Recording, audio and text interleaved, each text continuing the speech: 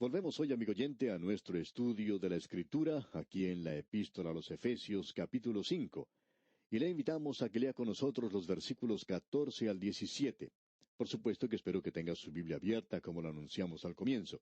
Efesios, capítulo 5, versículos 14 al 17, dicen así: Por lo cual dice, Despiértate tú que duermes, y levántate de los muertos, y te alumbrará Cristo.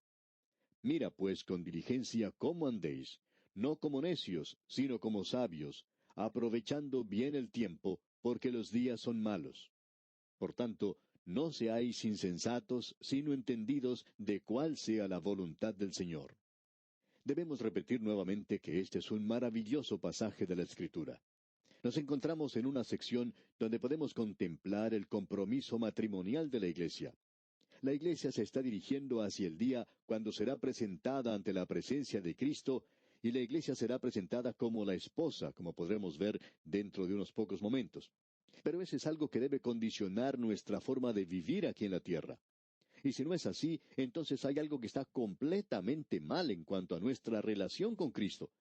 Porque una joven que se ha comprometido es capaz de prestar mucha atención al hombre con el cual se ha comprometido. Y el Hijo de Dios que está esperando el día cuando estará con Cristo, tiene que ser influenciado en su conducta aquí en la tierra. Pudimos ver en nuestro estudio anterior que no tenemos que tener ninguna participación con las obras infructuosas de las tinieblas, sino que debemos reprenderlas. Lo que nosotros deberíamos hacer es reprobarlas. Tenemos que reprenderlas porque se han hecho manifiestas por la luz, porque la luz es lo que manifiesta todo. Y no creemos que usted sea capaz de ganar a una persona por medio de discursos o diciéndole que está equivocada. Hay algunos que piensan hoy en día que debemos tratar de arreglar las cosas del hombre que no es salvo y de lograr entonces que esto cambie su conducta. Esa persona no puede cambiar esa conducta, y a usted no se le pide que haga eso. Eso no es lo que el apóstol Pablo está tratando de decir aquí. Usted no tiene que ir ante esa persona y señalarle y decirle, oiga, no haga eso, no sea un mal muchacho. Usted debe permitir que él siga hacia adelante porque usted tiene que ser una luz, y la luz siempre tendrá su efecto sobre la oscuridad. Y por tanto, usted, por su testimonio y por su luz, puede tener una influencia magnífica sobre esa persona. En una iglesia grande, en cierta ocasión, una señora se acercó a su pastor para hablarle en cuanto a su esposo. Esta era una de esas señoras que tienen un carácter muy dominante. Y ella se le acercó y le dijo que su esposo no era salvo y le pedía que lo recordara en oración. El pastor dice que él tomó el asunto muy en serio y recordaba a este hombre en oración. Un día la señora volvió al pastor y le dijo, bueno, él viene conmigo a la iglesia, pero nunca ha pasado adelante cuando se da la invitación. Cuando otros pasan hacia adelante, él no lo quiere hacer. Todas las mañanas durante el desayuno yo me siento a conversar con él y oro ante él, y luego durante la comida, durante la cena, también le hablo y lloro. El pastor entonces se puso a pensar en cuanto a esto y cómo sería el tener que ver a una mujer llorando cada vez que uno se sienta a la mesa. Es casi seguro que al esposo de esa señora no le gustaba mucho eso.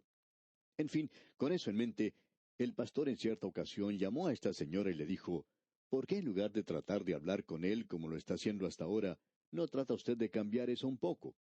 No trate de seguir siendo el predicador y no llore en su presencia.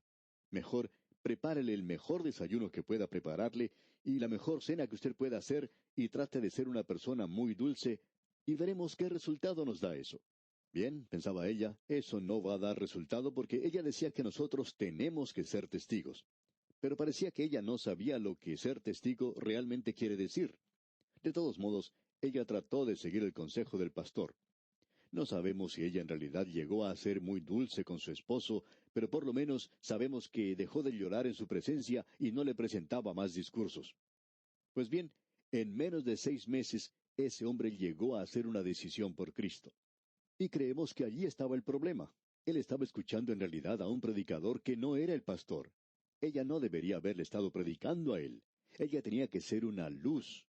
La forma en que la luz afecta a la oscuridad es que la disipa. Y eso no es por medio de discursos, ni tampoco por medio de prédicas. Uno nunca puede lograr el propósito siguiendo ese sistema. Bueno, eso es lo que Pablo está diciendo aquí. No participéis en las obras infructuosas de las tinieblas, sino más bien reprendedlas. ¿Cómo? Pablo dice aquí que son reprendidas y manifestadas por medio de la luz. Su luz ante ellos es lo que importa, no lo que usted le está diciendo a ellos. Ahora el versículo 14 de este capítulo 5 de la epístola a los Efesios dice, por lo cual dice, despiértate tú que duermes, y levántate de los muertos, y te alumbrará Cristo. Lo que Pablo está diciendo aquí es un mandamiento que es humanamente imposible de realizar. ¿Cómo puede usted despertar a un muerto? ¿Cómo puede usted despertar a aquellos que están muertos espiritualmente? Bien, creemos que este despertar aquí es para creyentes que han caído en un sopor espiritual.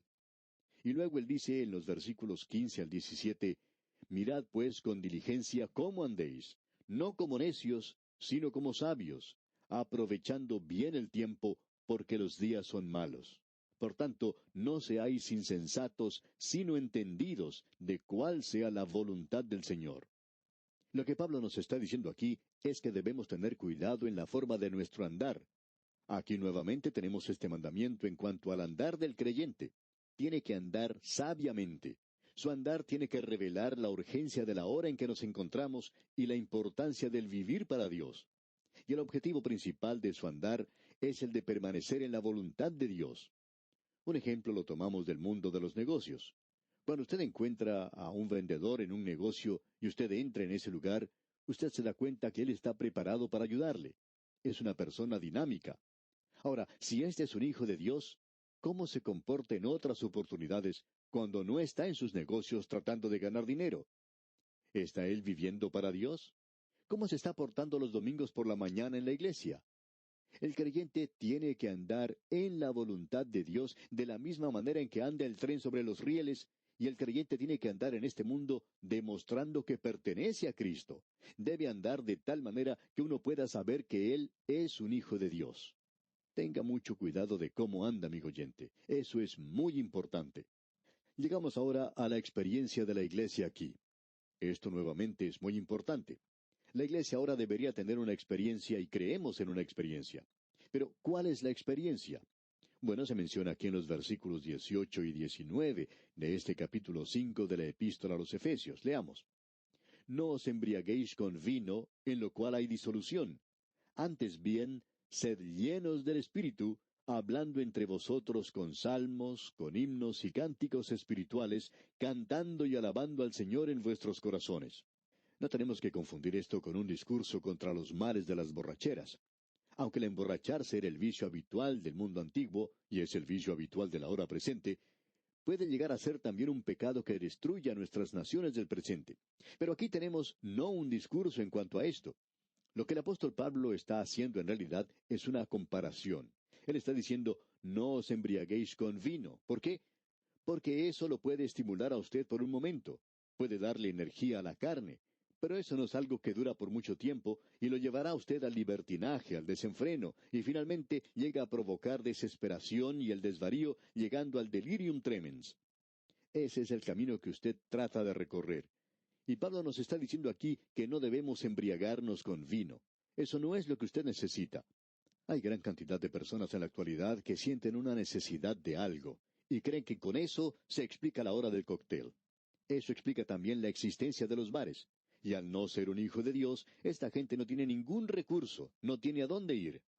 Ahora aquí, al Hijo de Dios se le dice que no debe embriagarse con vino, sino que debe estar lleno del Espíritu Santo. Y opinamos nosotros que esa es la experiencia.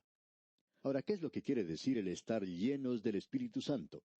Creemos que podemos encontrar cierto paralelo con el hombre que está bebiendo. El hombre que está bebiendo es poseído por el vino. Usted puede identificar rápidamente al hombre borracho, pero el Espíritu Santo debería ser quien poseyera al creyente. Es la intoxicación divina, digamos, lo que necesitamos en el día de hoy.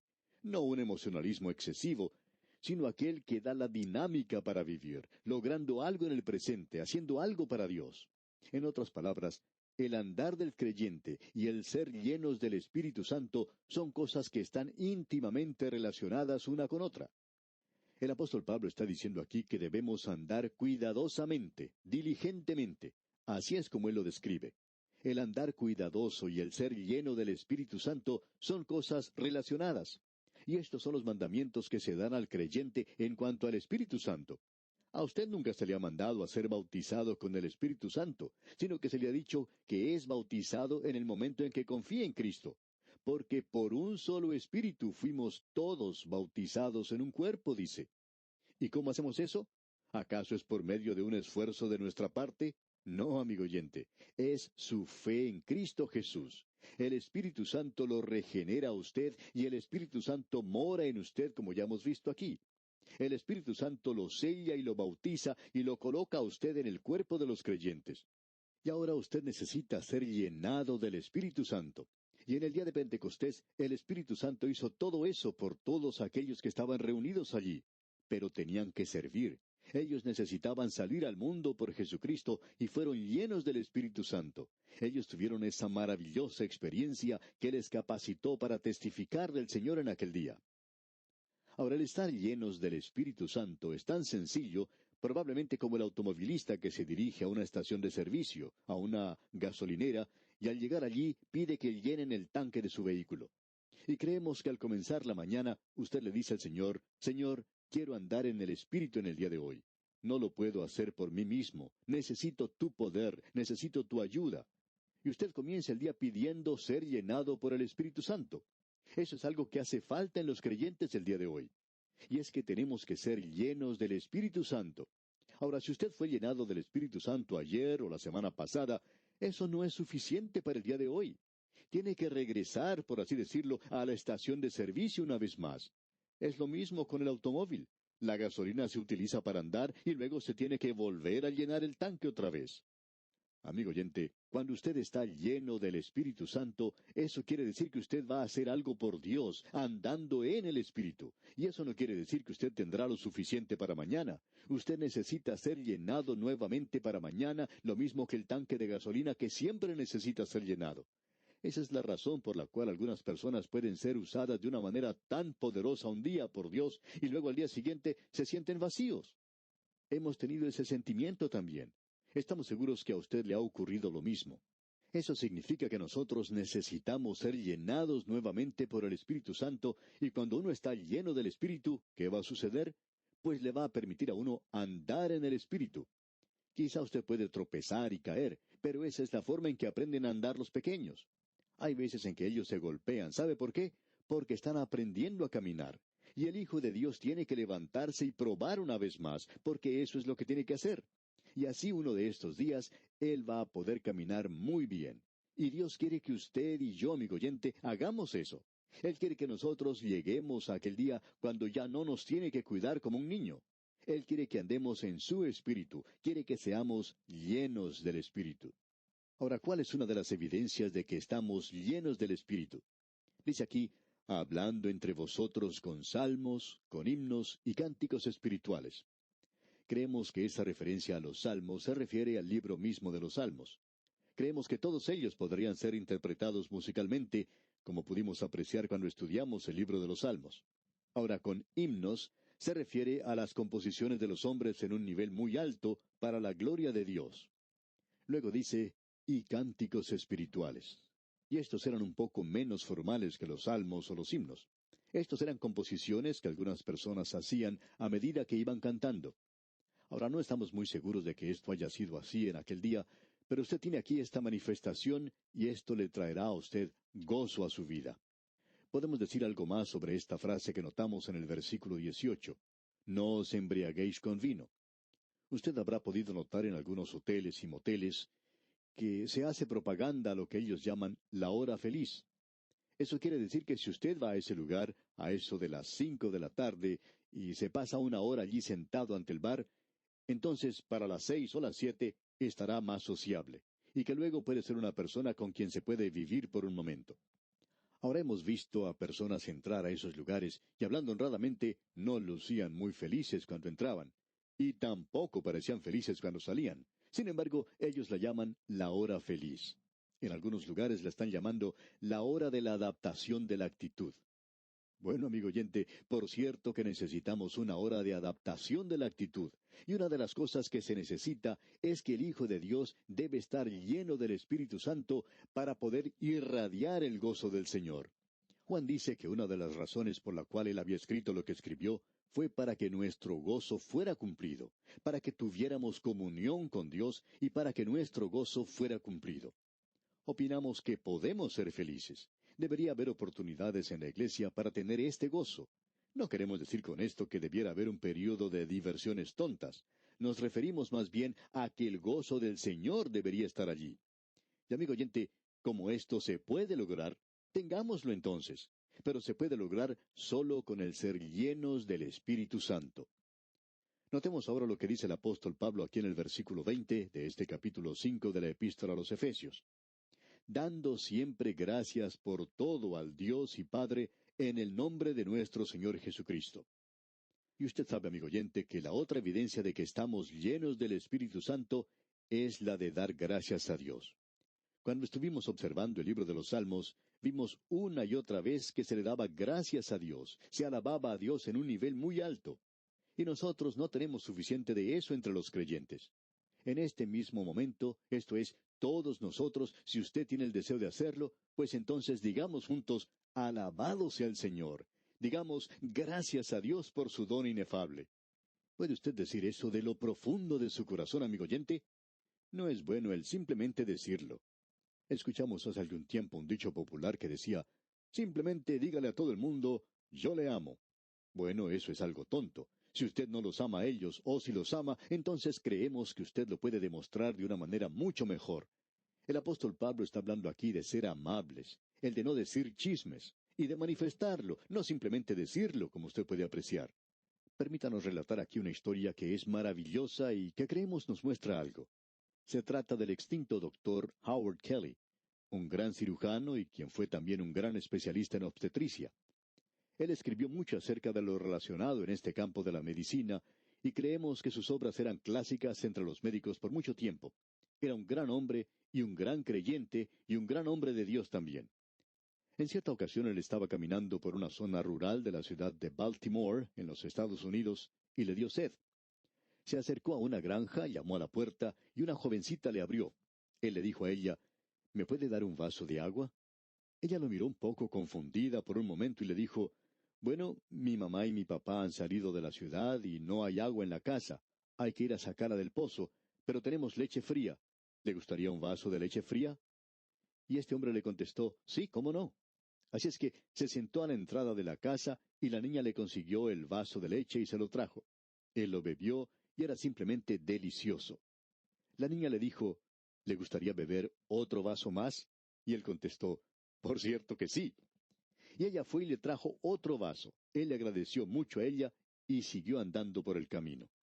Él estaba pensando que esta niña había sido muy buena con él. No mucho tiempo después, esta pequeña enfermó. Tenía un dolor en el costado y fue llevada al hospital de la ciudad. ¿Y sabe usted quién fue el médico que la atendió? Pues sí, señor, era el doctor Kelly. Él vino a observar a la pequeña y se dio cuenta que era la niña que le había dado esos 2 vasos de leche. Así es que él tomó especial cuidado de ella cuando tuvo que ser operada por apendicitis. Hasta el momento de llevarla de regreso a casa, el doctor Kelly no había dicho ni una sola palabra a los padres de la niña, quienes esperaban en la habitación porque era hora de llevarla. Estaban muy preocupados porque no tenían el dinero necesario para pagar la operación y para pagar el hospital. Cuando ellos recibieron la cuenta, abrieron el sobre con mucho temor, y allí estaba el detalle de todos los gastos causados por la niña. Pero en la parte de abajo de la cuenta leyeron, pagado con 2 vasos de leche, y la firma del doctor Kelly. Amigo oyente, esto fue algo muy hermoso, y este hombre fue un maravilloso creyente, digamos de paso. Y así es como se debe hacer. Uno no tiene que ir de un lado a otro diciéndole a la gente que usted los ama. Demuéstreles que los ama, y verán el gozo en su vida. Lo importante de notar es que debemos estar llenos del Espíritu Santo. Y luego habrá acciones de gracias en su vida, y entonces, amigo oyente, usted podrá darle las gracias a Dios, puede elevar un salmo de alabanza a Él, y usted puede manifestar el gozo del Señor. Usted puede revelar el amor hoy en su vida, tan pronto haya sido lleno del Espíritu Santo. Podemos decir que esto es bastante práctico. Quizá usted tendría que hacer lo del automovilista que llega a la estación de servicio a llenar su tanque. Quizá usted está vacío. Usted y yo, amigo oyente, no tenemos nada aparte de estar vacíos. Cuando usted está vacío es cuando necesita ir a Dios y decirle que está vacío y que necesita ser lleno del Espíritu Santo. De esta manera va a querer vivir para Él. Bien, amigo oyente, vamos a detenernos aquí por hoy porque nuestro tiempo toca ya a su fin. Dios mediante, en nuestro próximo programa, proseguiremos con este estudio de la carta del apóstol Pablo a los Efesios. Contamos, como siempre, con su fiel y amable sintonía.